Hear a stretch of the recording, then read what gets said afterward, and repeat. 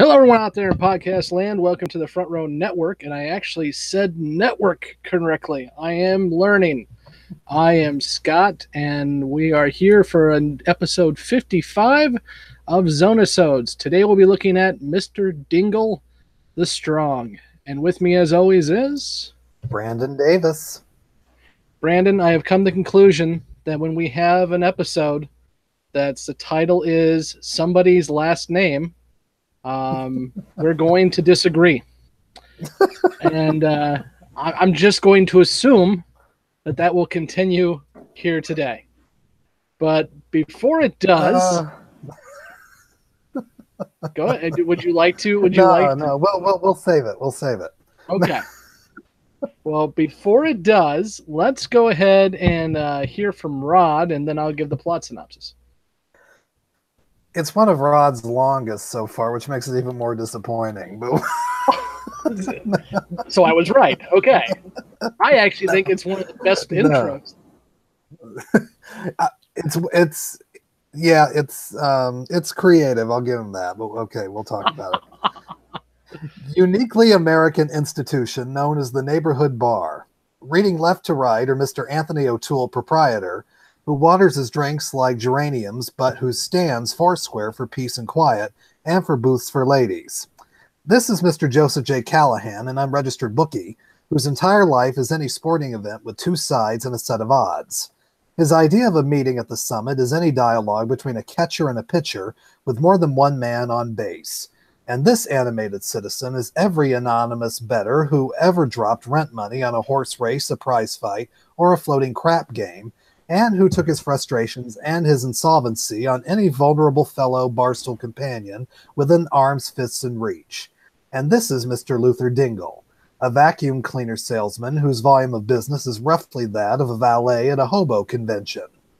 He's a consummate failure in almost everything, but is a good listener and has a prominent jaw. And these two unseen gentlemen are visitors from outer space. They're about to alter the destiny of Luther Dingle by leaving him a legacy, the kind you can't hardly find no more.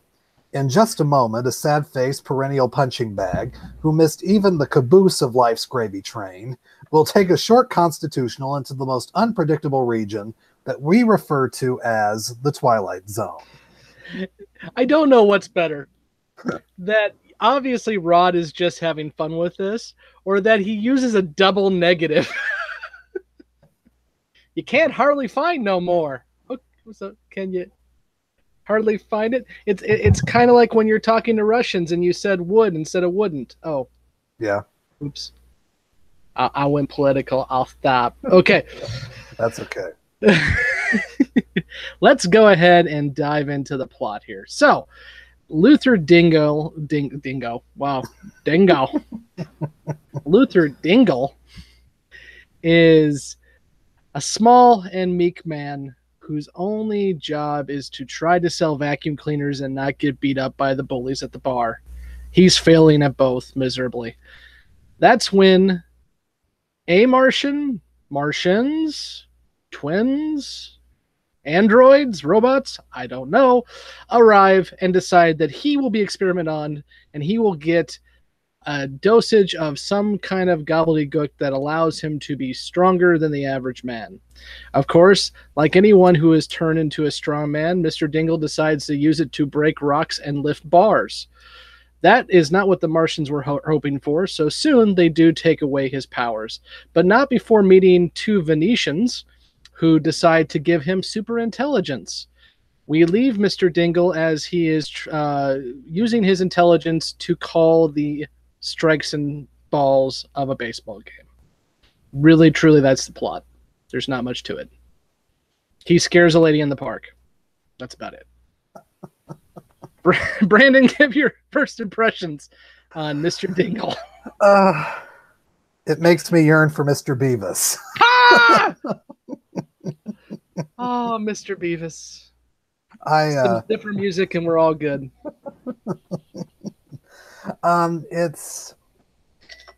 It's one of those, it feels like sort of an Aesop's fable. Once again, we've had several of these episodes, but you were right in saying that there's not much plot.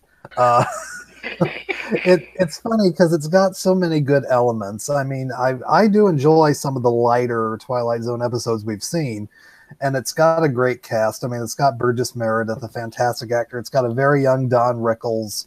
Um, it's got rolling aliens. It's just hard to. It's it's got a lot of good elements about it, but there's something that it's just like a series of sketches. It's something that I feel like could have been done in like a 10-minute sketch and not a 30-minute Twilight Zone episode. I can see where they were going with it. They were trying to go for the fantastical theme of it, and it does. Burgess Meredith has a great deal of charm, and you do root for him, but it kind of falls flat for me. But there is some charm about it. We'll get to it later, but that's kind of my first impression of it. Just be happy this wasn't season 4 and you got an hour-long Mr. Dingle episode. That's true. Oh, what can I say about Mr. Dingle? Of course, the one thing you will always remember about Mr. Dingle, aside from the fact that it is Burgess Meredith, and every time I see Burgess Meredith, I just have to say, "I'll get you, Batman." But you always remember the Martians, or the Martian, or the robot, or whatever the heck that thing is. First off, I want to ask a question about evolution. Okay, so the whole idea of evolution is that biology will move towards the gain abilities to manipulate its environment and change things in order to become more efficient. How is being stuck in a shell with 2 heads and 2 arms and whatever, with one with a radar dish on your head and one with a light bulb on your head, and 2 off-centered nipples that give people super strength? How do you become this kind of monstrosity and travel through space? I don't know. It just interests me. I haven't even gotten to the Venetians yet. The short, mustachioed guys who talk with lip syncing. I don't understand. Okay, but Twilight Zone can be many different things, and that's why I love the show so much. Is you could have one episode where, well, last week we have an entire plane trapped in time and never to be heard of again. And the next episode we have just a buffoonery episode where it's guys talking about baseball, trying to sell vacuum cleaners, and oh, by the way, one of them can pick up a statue with one hand. It's simple. I love it because it's simple. There's no real rhyme or reason to it. It's just Rod was sitting around having his 17th cigarette of the day and decided, you know what? I like Burgess, and we can have some fun with this. Let's just do it. I really have no defense for this episode. I just like it. And that's okay. Well, tell us, Brandon, what you liked about Mr. Dingle. Burgess Meredith. No. And done. Insane. There's an innate likability about Burgess Meredith, and so you really the character of Mr. Dingle is not wasted. I'll give him that, because you do at certain points root for him, because in the beginning he's just this meek little guy who is being bullied constantly, and Burgess just has this kind of sense about him that makes you constantly root for him, and that for me is one of the major pluses of this episode. It's as I mentioned before, it's fun seeing Don Rickles in this episode before he became one of the great stand-ups of all time. And there is a lightheartedness about it. It is entertaining to watch him scare that lady in the park. Just to Hi, I don't know you, but I'm going to go ahead and pick up this park bench with you on it, and I won't steal your child, I promise. But then I'm going to break a rock in half twice. I mean, and I know where they're going with the episode about, Do you? Please well, tell us. you know about using your gifts for good and not for your own gain. But it's a very broad rendering of that theme. But it's just got a lighthearted thing, and I'm wondering about the alien robots, whatever. I'm wondering, they spent so much money on that 3-second dinosaur clip the episode before. They probably just had to throw this together. It was, and all the money they saved with the shitio, which we'll get again next week. Yeah. they could have been able to make a better Martian. And the funny thing is, not to spoil anything, but we have Martians and Venetians coming back here in this season, and it's done a lot better. For one, they aren't overly made up, and they make sense as opposed to the robots. I'll give them this. It's unique. I mean, you're a Trekkie, and you know all that. I'm nowhere near that, or in all the Star Wars universes and everything. I don't believe I've ever seen any kind of Martians or aliens done in this form. I don't know what you're talking about, sir. I don't know what you're talking about. They do have Spock ears if Spock didn't shave his ears for a while. It's some really bad hair growing out of those lobes. And if it were just the Martians, I could probably take it. But when you bring those Venetians in at the end, they're just too over the top. Oh, come on! Don't you love that they have to walk sideways with their arms up? Come on!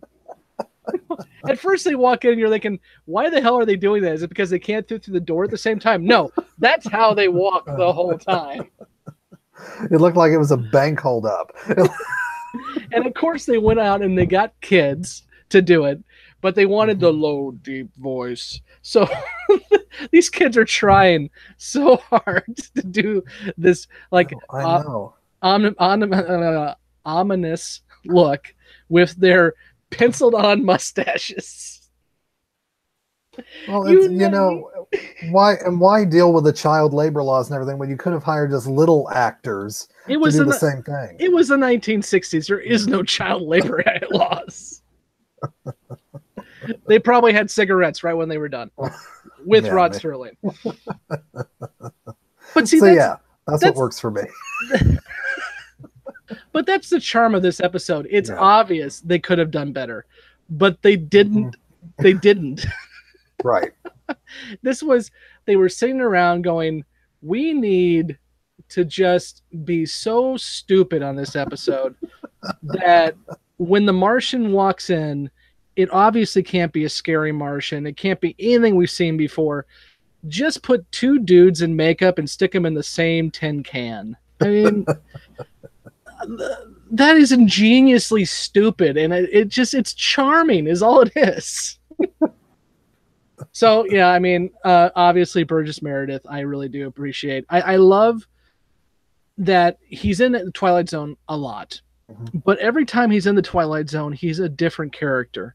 Wow. And I keep saying this because we're still in season 2. My favorite Burgess Meredith performance is coming up very soon.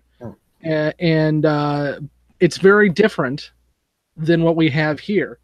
And then the same thing with Time Enough at Last. It's a very different character. This one, I love the fact that he's very meek. He stutters.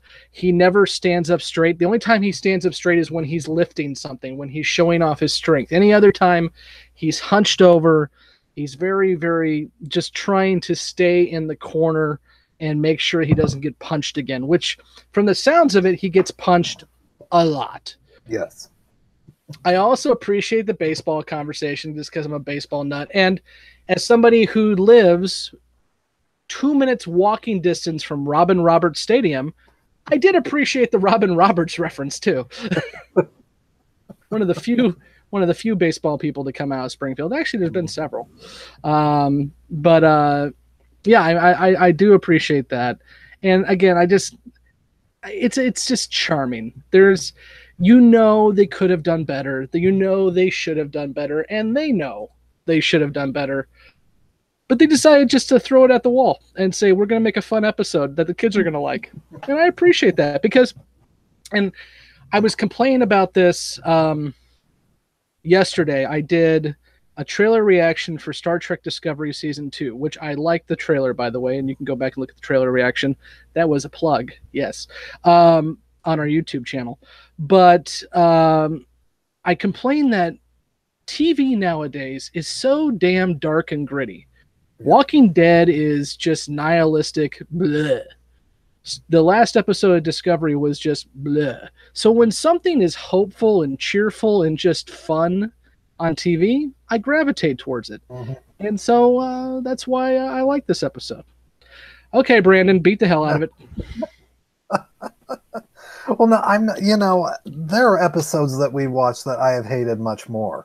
So I'm not going to beat on it too hard because it doesn't do anything to offend. It doesn't do anything to it knows it's insulting your intelligence. It's not really insulting your intelligence on purpose, but it's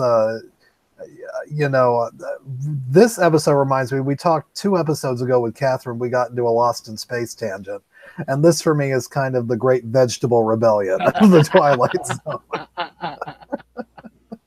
Oh, where you dress up Dr. Smith as celery, where okay, I will say this right now. If the carrot guy would have shown up in this episode, I would give it a 10. If he was the Venetians, I would give this a 10. Oh my gosh. Yeah. We need to do at some point a podcast on the best worst episodes in TV history, and that one would definitely be one of them. I'm all for that. We got to get through Twilight Zone first. Yes, we do. We need to. But yeah, like I said before, I get what you're saying. It is fun. It is light. They knew that they were making fluff, and it comes off as fluff. But I don't know. For me, the one because before we watched it, you were putting it sort of on the same level with Mr. Beavis. But Mr. Beavis, I could actually I could take something away from a little more than this one. I just feel like this was kind of a series of, oh, he's showing off his strength. Oh, he's showing off his strength. Oh, he's gone a little bit too far. It was just kind of a series of setup, and then finally he gets his comeuppance at the end. But it just once again it felt for me just like a 10-minute sketch, whereas Mr. Beavis did actually have sort of a beginning, a middle, and an end, even though it was fluff too.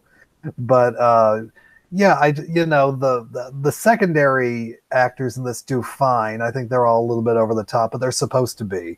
I just think, I don't know. I don't know if it's like season 2 fatigue for me, but early on in the season, we saw some very strong episodes. And as we've kind of hit this plateau in the middle of the season, we've kind of been seeing mediocre here for a while. And I think it's just starting to wear me out a little bit, but it's fine for what it is. I can't beat on it too much, but but when you saw the high highs that we saw in season 1 and the best episodes of season 2 so far, it just is kind of a letdown. No, and I that's my biggest issue with this episode too, is if they're going to try to go for something that is going to be for the kids, an Aesop fable, as you've already said. Yeah. If they're going to go with something like that, then they have to have some kind of, at the end, they have to tell you that here's what you're supposed to get out of this episode. And you don't do that, obviously. I mean, there's not much to it. You're right. It is just fluff.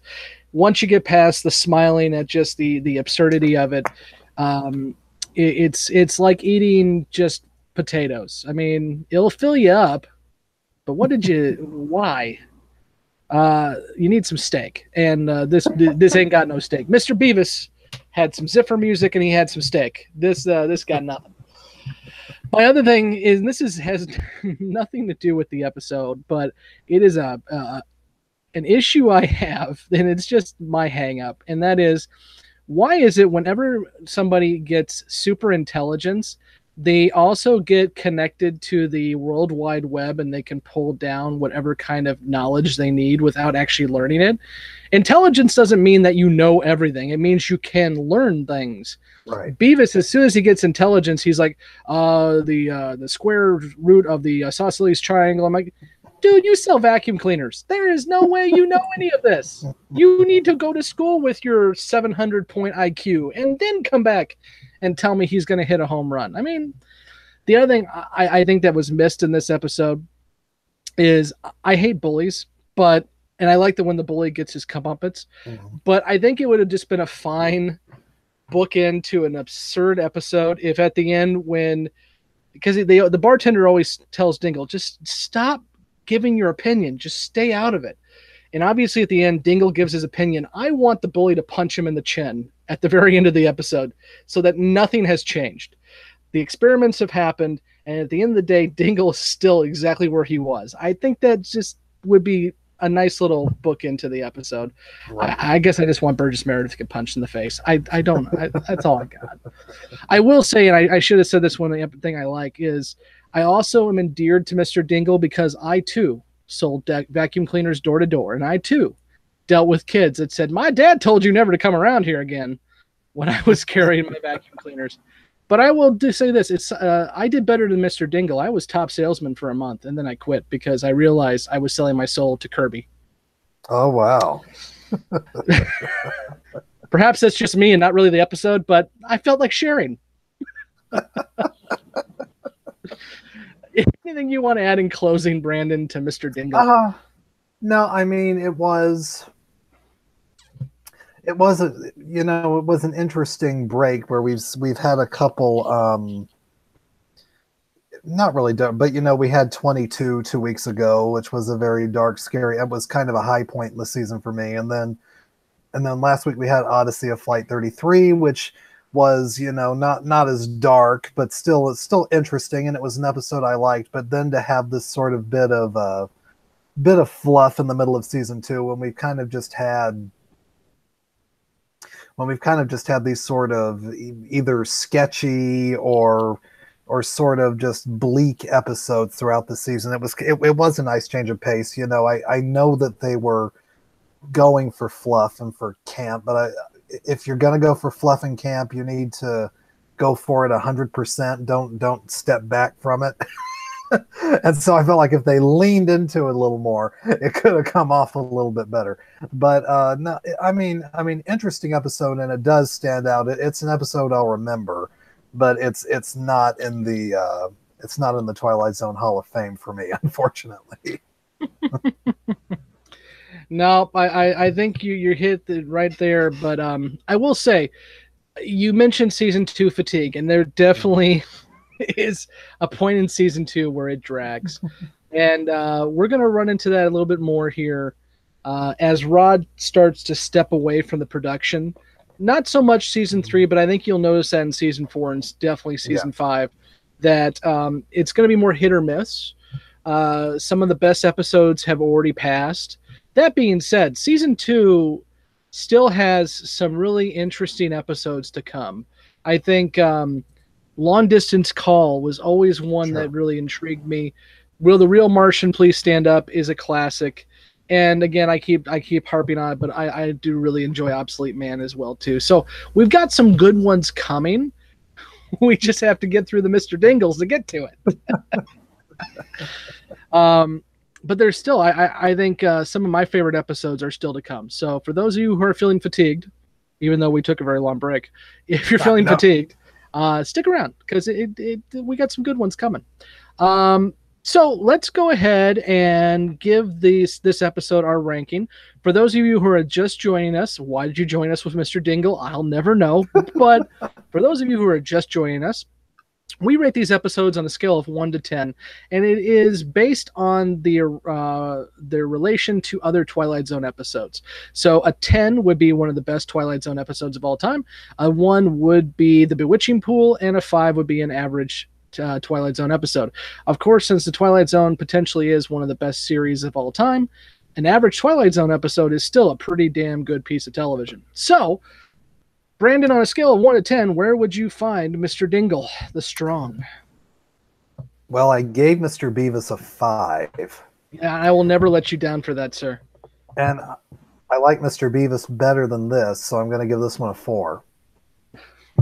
That being said, I'm using the exact same scale that you did, and that is I gave Mr. Beavis a 7. And I do think that this is a weaker entry than Mr. Beavis, even though I do feel that both Mr. Dingle and Mr. Beavis are some quality television. So I'm going to give Mr. Dingle the Strong a 6, above average Twilight Zone episode. You can send your hate mail to me at thefrontrowmoviereviews.gmail.com, and you can put your hate comments in the video below, or if not, just yell real loud. I'm sure I'll hear you. So, as I just mentioned, you can find us at thefrontrowmoviereviews.com. You can also find us on Facebook by searching the Front Row Movie Reviews or Zone-i-Sodes. We probably should update our Zone-i-Sodes Facebook more than we do, but we don't. But it's still there. If you are watching the YouTube, and I know I will get to Rod, I promise, Brandon. If you, I realized that halfway through.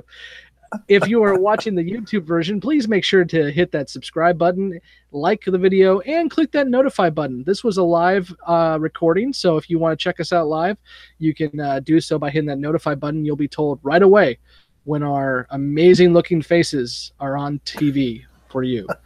If you're listening to the podcast version, again, please make sure to subscribe and give us a review and a like. Those reviews really do help us get up the chain and have more people check us out.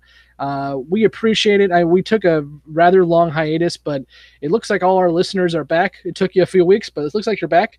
So we appreciate it. And please share the word about us. We'd love to get more people involved in the conversation. And we still have 2 years to go, so plenty of time to listen till our live episode finale. Yeah, I will get you drunk. I will put you on a couch, and I'm going to make you watch the Bewitching Pool for the first time. Oh my gosh! I think what we'll probably do is we'll have a viewing party. We can actually announce this now. For those of you who live in Central Illinois, we're having an amazing thing happen for us in Springfield, and that is at the Hoogland Center. We're going to be having a viewing party of the second best Indiana Jones film of all time, and that is Raiders of the Lost Ark.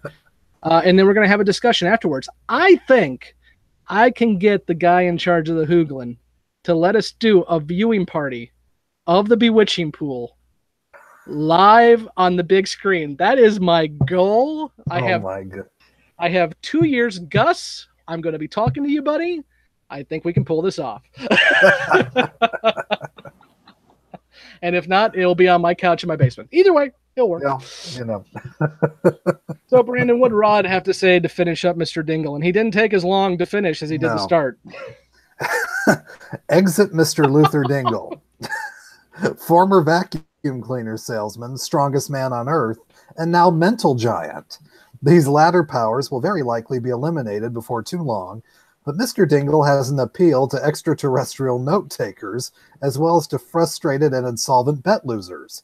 Offhand, I'd say that he was in for a great deal of extremely odd periods, simply because there are so many inhabited planets who send down observers, and also because, of course, Mr. Dingle lives his life with one foot in his mouth, and the other in the Twilight Zone. I was going to say, that's probably what Mr. Dingle's ex-wife said. He started longer than he finished. And with that, until next time, folks, we will see you on the couch. Have a good night, and don't talk to any strange Martians or Venetians. Yeah, I got nothing else. Ones with their hands up.